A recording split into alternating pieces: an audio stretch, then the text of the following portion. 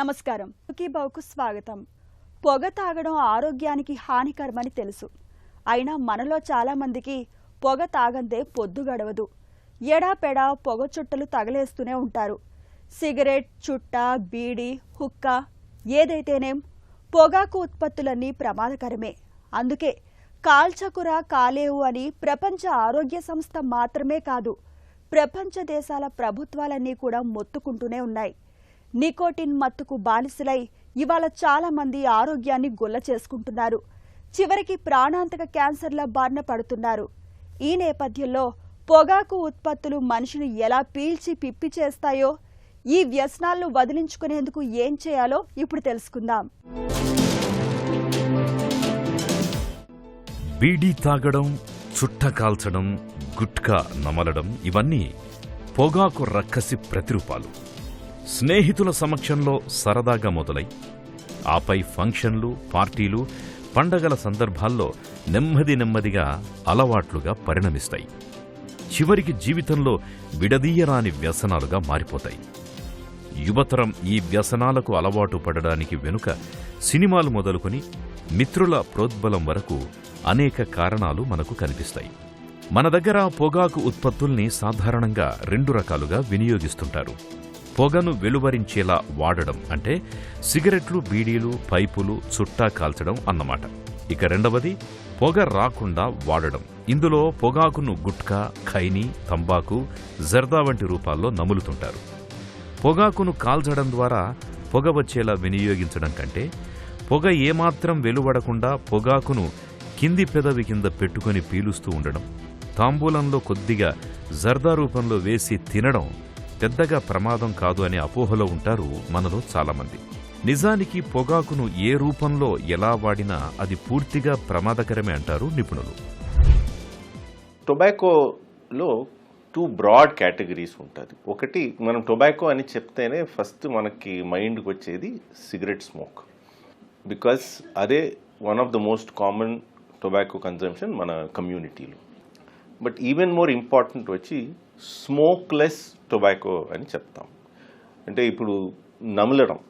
So smoke tobacco వచ్చి cigarette, beedi, cigars ఇవన్నీ smoked tobacco.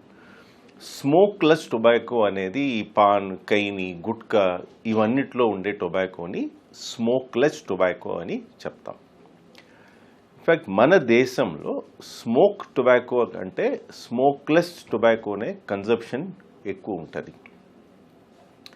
So టొబాకోలో ఏముంది క్యాన్సర్ కాజ్ చేసేదానికి? టొబాకోలో నియర్లీ 70 to 80 కార్సినోజన్స్ అని చెప్తాం. కార్సినోజన్ అనేది క్యాన్సర్ కాసింగ్ కెమికల్, దాన్ని కార్సినోజన్ అని చెప్తాం. So more than 70 cancer causing chemicals వచ్చి ఈ టొబాకోలో ఉంటుంది. టొబాకో తీసుకునే వాళ్ళకి క్యాన్సర్ రావడానికి ఛాన్సెస్ ఎక్కువ. మోస్ట్ కామన్ క్యాన్సర్స్ టొబాకో కన్జంప్షన్లో వచ్చేది ఈ ఏరో డైజెస్టివ్ ట్రాక్ట్ అని చెప్తాం. That means head and neck cancers, food pipe cancer, stomach, lung cancer. So mouth cancer, throat cancer ఇవన్నీ అందులోనే వస్తుంది. ఇది మోస్ట్ కామన్. బట్ కొంతమందికి ఇది ఆబ్డమెన్లో pancreatic cancer, urinary bladder cancer, cervix cancer ఇవన్నీ కూడా రావచ్చు అనేది మోస్ట్ పీపుల్కి తెలవదు. సో టొబాకో వల్ల not only upper part of the బాడీలో ఏరో డైజెస్టివ్ ట్రాక్ట్ క్యాన్సర్స్ వచ్చేది మట్టుకు కాదు, అదర్ పార్ట్స్ అబ్డమెన్ లోపల ఉండే ఆర్గన్స్లో కూడా క్యాన్సర్ రావడానికి అవకాశం ఉంది. ఇది కాకుండా lungs, heart, blood vessels, brain, ఒక ఆర్గన్ కాకుండా అన్ని ఆర్గన్స్లోనూ టొబాకో వల్ల నెగటివ్ ఇంపాక్ట్ రావడానికి అవకాశం ఉంది. నికోటిన్ మనిషిని పొగాకు ఉత్పత్తులకు బానిస చేసే మంత్రదండం ఇదే. పొగాకులోని నికోటిన్ మనిషిని మత్తుగా, గమ్మత్తుగా మాయ చేస్తుంది. పొగ అలవాటును మానుకోవాలని ఎంతగా అనుకున్నా మానుకోలేక అసహాయ స్థితికి జారిపోవడానికి వెనుకున్నది ఈ నికోటిన్ మాయాజాలమే. పొగాకులో ప్రమాదకర నికోటిన్తో పాటు ప్రాణాంతకమైన పొలోనియం అనే రేడియోధార్మిక మూలకం, దీంతోపాటు 4000 రకాల హానికారక రసాయనాలు ఉన్నట్లు అంచనా. పొగ తాగడం, పొగాకు నమలడం వల్ల పళ్ళు అసహ్యకరమైన రీతిలో పచ్చగా మారతాయి. పళ్ల మీద మరకలు మచ్చలు ఏర్పడతాయి. నోటి దుర్వాసన సమస్యగా మారుతుంది. నోటికి రుచులు, ముక్కుకు వాసనలు తెలియవు. నోటిలో ఊరే లాలాజలం తగ్గుతుంది. దాంతో పళ్ళు దెబ్బతింటాయి. పంటి మీద ఎనామిల్ దెబ్బతింటుంది. పిప్పిపళ్ళు, చిగుళ్ల సమస్యలు వస్తాయి. నోటిలో తరచూ పుండ్లు పడుతుంటాయి. నోటి క్యాన్సర్, గొంతు క్యాన్సర్లు, ఊపిరితిత్తుల క్యాన్సర్, జీర్ణ వ్యవస్థలో వచ్చే ఎన్నో రకాల క్యాన్సర్లకు మూలం ఈ పొగాకు వ్యసనాలే అంటారు డాక్టర్లు. టొబాకో వల్ల వచ్చే క్యాన్సర్స్ కొన్ని స్పెసిఫిక్ సిమ్టమ్స్ ఉంటాయి. ఫర్ ఎగ్జాంపుల్, ఇప్పుడు హెడ్ అండ్ నెక్ ఏరియాలో క్యాన్సర్ అని చెప్పినాం. సో హెడ్ అండ్ నెక్ ఏరియాలో క్యాన్సర్ ఉండేదానికి ఏమేమి సైన్స్ అండ్ సిమ్టమ్స్ రావచ్చు? నోట్లో నాన్ హీలింగ్ అల్సర్. ఇప్పుడు అందరికీ చిన్న నోటుపోతలాగా రావచ్చు, అది ఉంటుంది. మన ఏదో వైటమిన్ గోళీ ఏదో తీసుకుంటాము, దాన్ని ఏదైనా పెయింట్ అప్లై చేస్తే నార్మల్ అయిపోతుంది. బట్ పర్సిస్టెంట్గా ఈ అల్సర్ తగ్గకుండా డే బై డే ఇంక్రీజ్ అవుతూ వస్తుంది అంటే అది one of the symptoms of mouth cancer. రెండోది థ్రోట్లో వచ్చేది. So voice change, throat pain, మింగడానికి కష్టం, ఇవన్నీ these are early signs of throat cancer. అలానే ఫుడ్ పైప్ క్యాన్సర్ కూడా మింగడానికి కష్టం రావచ్చు, మింగేటప్పుడు నొప్పి రావచ్చు, వాంతి రావడం, ఇవన్నీ ఫుడ్ పైప్ క్యాన్సర్కి ఎర్లీ సిమ్టమ్. స్టమక్ క్యాన్సర్, మనం అల్సర్ అనుకుని ఏదైనా ఈ టాబ్లెట్స్ వేసుకుని మనం కంటిన్యూ అవుతూ ఉంటాము. బట్ పర్సిస్టెంట్గా కడుపులో డిస్కంఫర్ట్, పెయిన్, తింటే ఈ పెయిన్ ఎక్కువ అవ్వడం, ఎర్లీగా కడుపు ఫిల్ అయినట్టు ఒక ఫీలింగ్, కొద్దిగా భోజనం చేస్తే కూడా మనకు కడుపు నిండిపోయినట్టు ఒక ఫీలింగ్, వామిటింగ్, ఇవన్నీ స్టమక్ క్యాన్సర్ సిమ్టమ్స్. సో ఇవన్నీ మనం ముందు దశలో కనుక్కోవాలంటే ఈ క్యాన్సర్స్ అన్నిటినీ, ఈ సిమ్టమ్స్ గురించి మనం అవేర్గా ఉండాలి. ది అదర్ మోస్ట్ ఇంపార్టెంట్ వచ్చి లంగ్ క్యాన్సర్. టొబాకో అంటేనే మనకు ఫస్ట్ గుర్తుకొచ్చేది లంగ్ క్యాన్సర్. సో లంగ్ క్యాన్సర్కి సిమ్టమ్స్ వచ్చి చాలా నాన్ స్పెసిఫిక్. ట్యూబర్కులోసిస్ అంటేను, లంగ్ క్యాన్సర్ అంటేను symptoms almost the same. So again cough, breathlessness, దగ్గినప్పుడు దానిలో బ్లడ్ రావడం, చెస్ట్ పెయిన్, ఇవన్నీ lung cancer symptoms. So again 3-4 weeks ఈ సిమ్టమ్స్ పర్సిస్టెంట్గా ఉంది అంటే ఇమీడియట్లీ మనం మెడికల్ హెల్ప్ని అందాలి. సో దాట్ ఫర్దర్గా చెస్ట్ ఎక్స్రే చేయడమో, సిటీ స్కానింగో ఏదో చేయడం వల్ల మనకి ఏదైనా ట్యూమర్ ఉందా లేదా అని తెలుస్తుంది. Based on that further test, biopsy అవన్నీ చేయాల్సి వస్తుంది. సో ఇవి కామన్ ఏరియాస్లో వచ్చే క్యాన్సర్, ఏరో డైజెస్టివ్ ఏరియాలు.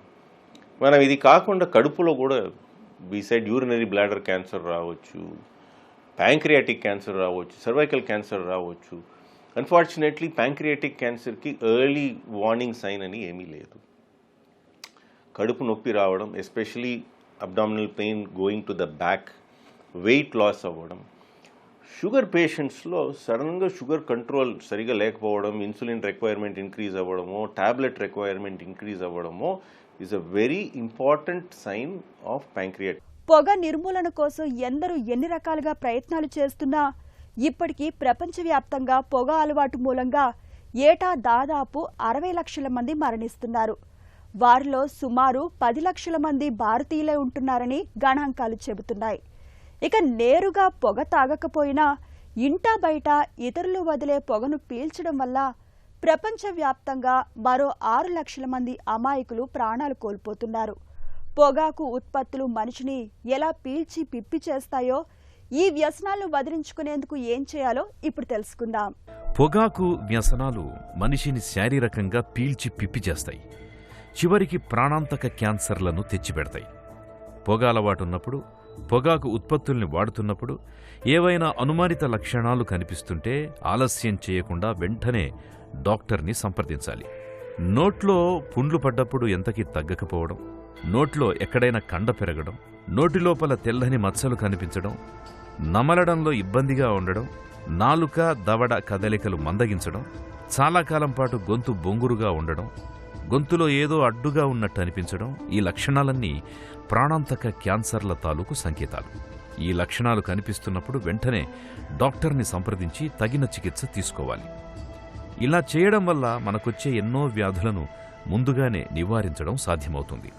ఏ రకమైన క్యాన్సర్ అయినా ముందుగానే గుర్తిస్తే చాలా వరకు తగ్గే అవకాశం ఉంది.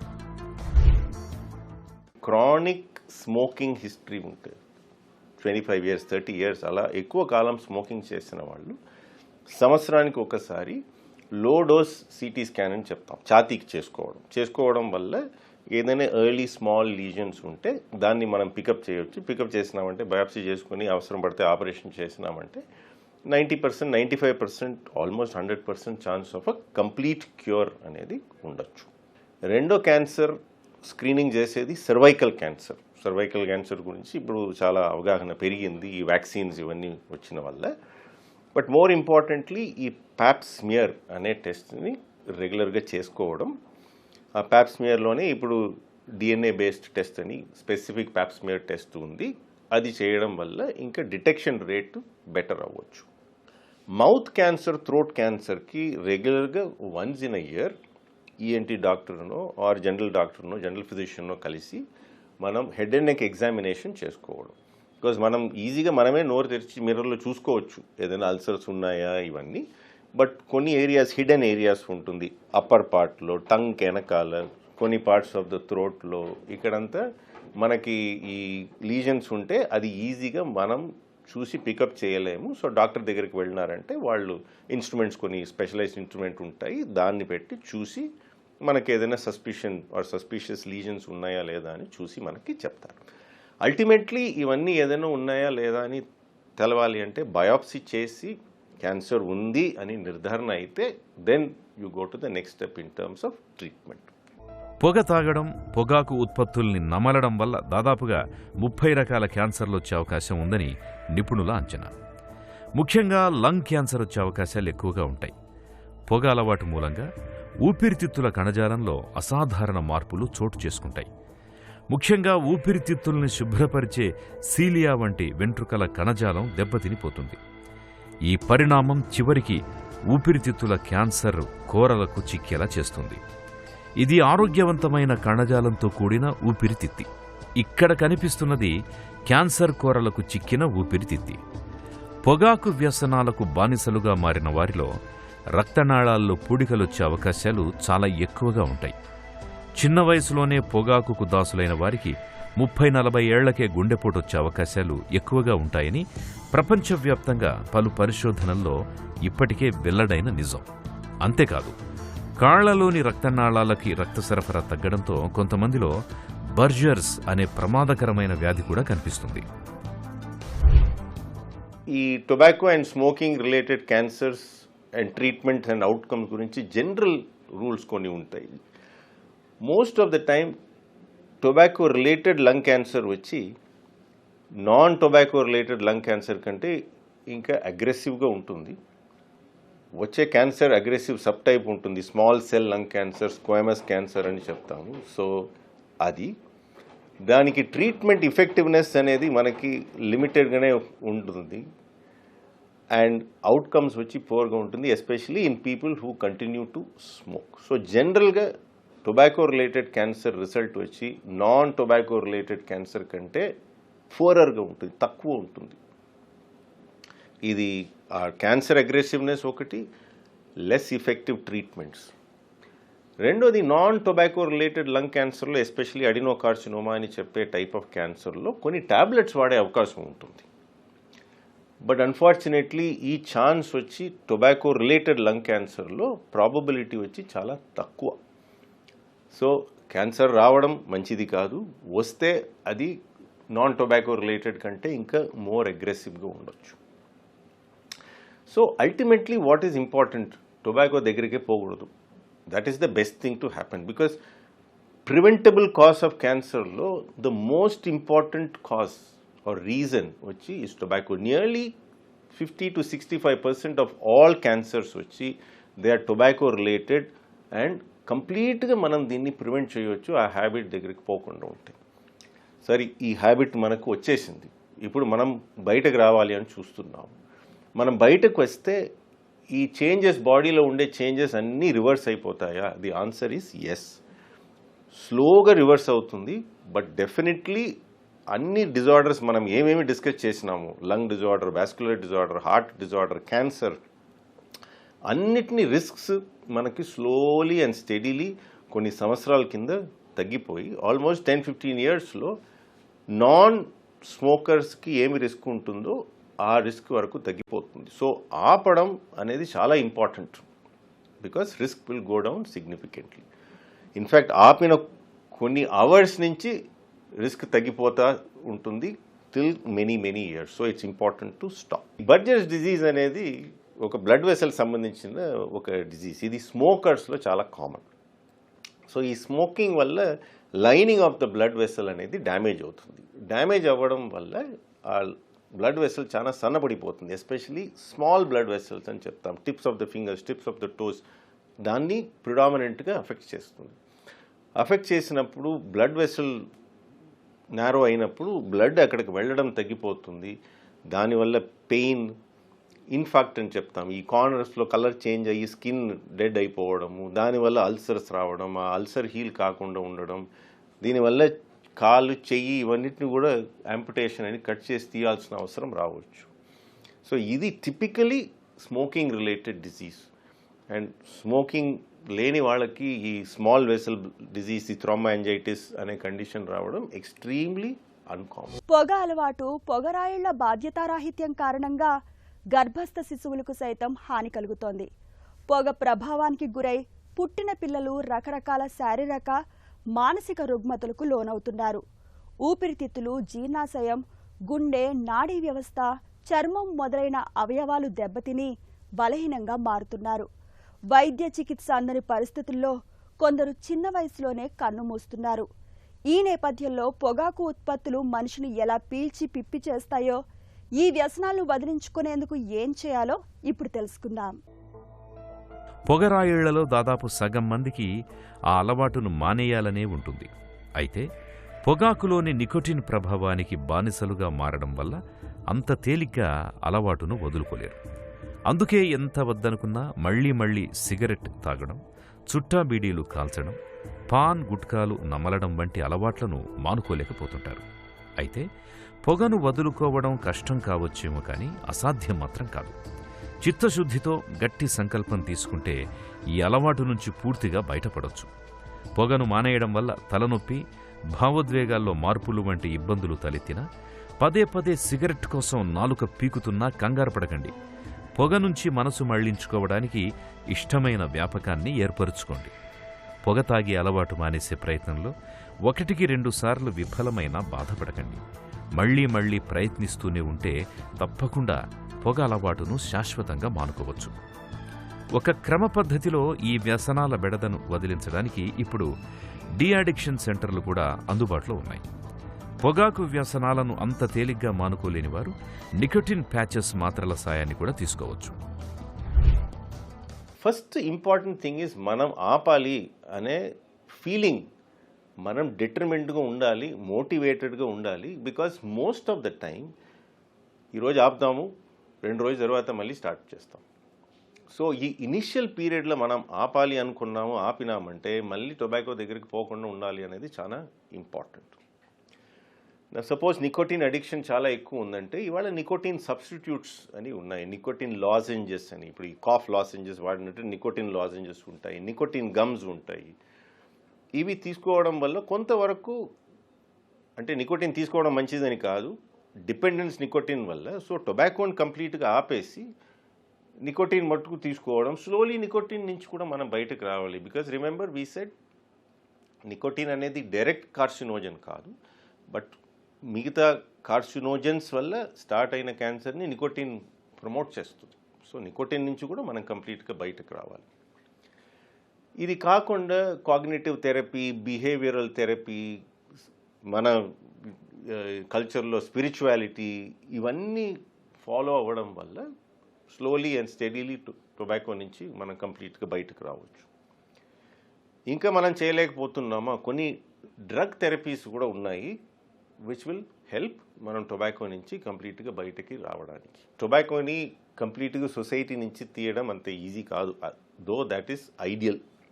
వెరీ ఇంపార్టెంట్ స్కూల్లో ఎడ్యుకేట్ చేయడం, ఇది గవర్నమెంట్ తరపు నుంచి కూడా చేయాలి, యాజ్ ఇండివిజువల్స్ మనం అందరూ కూడా చేయాలి. Wherein we are educating everybody to say that ఈ ప్రాబ్లమ్స్ అన్నీ రావచ్చు, ఈ నెగటివ్ ఇంపాక్ట్స్ ఉన్నాయి, it's a very important preventable cause. So అందువల్ల మనం కంప్లీట్గా టొబాకోని అవాయిడ్ చేయాలి అనేది వెరీ ఇంపార్టెంట్ ఎడ్యుకేషనల్ మెసేజ్ మన అందరికీ ఇవ్వాల్సింది. Some women specific issues, pregnancy అప్పుడు చైల్డ్కి వెళ్ళే బ్లడ్ వెసల్ సరిగా ఉండదు, సో అందువల్ల చైల్డ్లో చాలా డిఫెక్ట్స్ రావడము, ఇవన్నీ కూడా జరగవచ్చు because of smoking and tobacco. So ఇది ఒక స్మాల్ ఇష్యూ, క్యాన్సర్ మట్టుకు కాదు, it has multiple issues starting from medical to affecting the society itself at large. So అందువల్ల if there is one thing that all of us should try and stop, that is tobacco. ఇప్పటికే పొగ అలవాటు ఉంది, ఇప్పుడు మానుకున్న పెద్దగా ప్రయోజనం ఏమి ఉండదు అని అనుకుంటూ ఉంటారు చాలామంది. నిజానికి పొగను ఎప్పుడు మానేసినా మంచిదే. పొగ అలవాటును మానుకున్న క్షణం నుంచే మనకు ప్రయోజనాలు లభిస్తాయి. 8 గంటల తర్వాత రక్తంలోని కార్బన్ మోనాక్సైడ్ బయటకు పోతుంది. వారం రోజుల తర్వాత నోటికి రుచులు, ముక్కుకు వాసనలు మరింత మెరుగ్గా తెలుస్తాయి. శరీరంలో పేరుకుపోయిన నికోటిన్ చాలా వరకు బయటకు పోతుంది. నెల తరువాత చర్మం కాంతిమంతంగా మారుతుంది. 3 నెలల కాలానికి ఊపిరితిత్తుల పనితీరు మెరుగుపడుతుంది. ఏడాది గడిచేసరికి గుండె జబ్బులొచ్చే అవకాశాలు సగానికి సగం తగ్గిపోతాయి. 5 ఏళ్ల తర్వాత పక్షవాతం ముప్పు చాలా వరకు తగ్గిపోతుంది. నోటి క్యాన్సర్, గొంతు ఈసోఫేషియల్ క్యాన్సర్లొచ్చే ముప్పు కూడా దాదాపుగా పొగ తాగని వారికి ఎంత ఉంటుందో మానేసిన వారిలోనూ అంతే ఉంటుంది. పూర్తిగా పొగ తాగని వారితో సమానంగా ఆరోగ్యం మెరుగుపడుతుంది. క్యాన్సర్ రూపంలో జీవితంలో వెలుగును కోల్పోయినా, జీవితం పోయినా మనకు మిగిలేది చీకటే. అందుకే పొగాకు వ్యసనాలకు దూరంగా ఉండాలన్న గట్టి నిర్ణయాన్ని తీసుకోవాలి. ధూమపానం చేసేవారికి దూరంగా ఉండాలి. ప్రతినిత్యం వ్యాయామం చేయడం అన్నది నికోటిన్పై కోరికను బాగా తగ్గిస్తుంది. వ్యక్తిగతంగా, వైద్యపరంగా అన్ని రకాలుగా జాగ్రత్తలు తీసుకుంటే పొగాకు వ్యసనాన్ని వదిలించుకోవడం పెద్ద కష్టమేమీ కాదు.